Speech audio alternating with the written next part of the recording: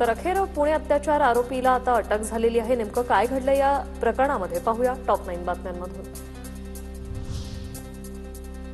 पुणे अत्याचार प्रकरणातील आरोपी दत्तात्रय गाडेला 12 तारखेपर्यंत पोलीस कोठडी, गाडेला 70 तासानंतर गुवाट गावात गुन्हाटे या गावातून केली होती अटक।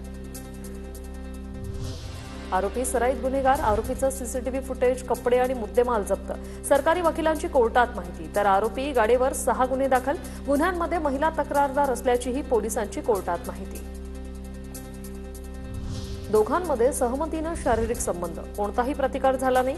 सीसीटीव्हीमध्ये तरुणी स्वतःहून बसमध्ये जाताना दिसते। स्वारगेट बस अत्याचार प्रकरणातील आरोपी दत्तात्रय गाडेच्या वकिलांचा दावा।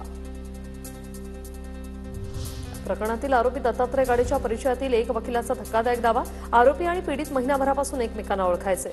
अॅडव्होकेट सुमित पोटेंचा दावा, तर घटनेवेळी आरोपी आणि पीडितेत 7,500 पैशाचा व्यवहार झाला। अॅडव्होकेट सुमित पोटेंचा दावा। पुणे कोर्ट परिसरात राष्ट्रवादी ठाकरेंच्या सेनेचं आंदोलन, आरोपीवर बांगड्या फेकण्याच्या कार्यकर्त्यांचा प्रयत्नात होत्या, मात्र त्याआधीच महिलांना पोलिसांनी ताब्यात घेतलं। याचवेळी महिला आंदोलक आक्रमक। आरोपीकडून आत्महत्येचा प्रयत्न केल्याचा संशय, प्राथमिक वैद्यकीय अहवालात आरोपीच्या मानेवर जखमा। पुणे पोलीस आयुक्त अमितेश कुमार यांची माहिती। अटक होताच आरोपीबद्दल अनेक धक्कादायक खुलासे, आरोपी स्वतःला पोलीस सांगून मुलींशी ओळख करायचा। याआधी आरोपीकडून 2 तरुणींना आपल्या जाळ्यात अडकवण्याचा प्रयत्न।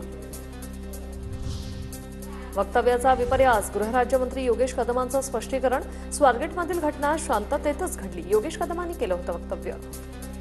अशा पद्धतीने माझ्या वक्तव्याचा तिथे विपर्यास करून त्याचा राजकारणासाठी वापर करण्याचा जो प्रयत्न विरोधकांकडून चाललाय त्याचा मी निषेध करतो, त्याचं खंडन करतो। गृहराज्यमंत्री म्हणजे दिव्यच, पुणे अत्याचार प्रकरणावरील योगेश कदमांच्या वक्तव्यानंतर संजय राऊतांचा निशाणा। आमचे गृहराज्यमंत्री म्हणजे दिव्यच आहेत। काय म्हणाले, सगळं शांतपणे बलात्कार पार पडला, त्याच्यामुळे बाहेर कळलं नाही। ही आमची गृहराज्यमंत्र्यांची भूमिका आहे।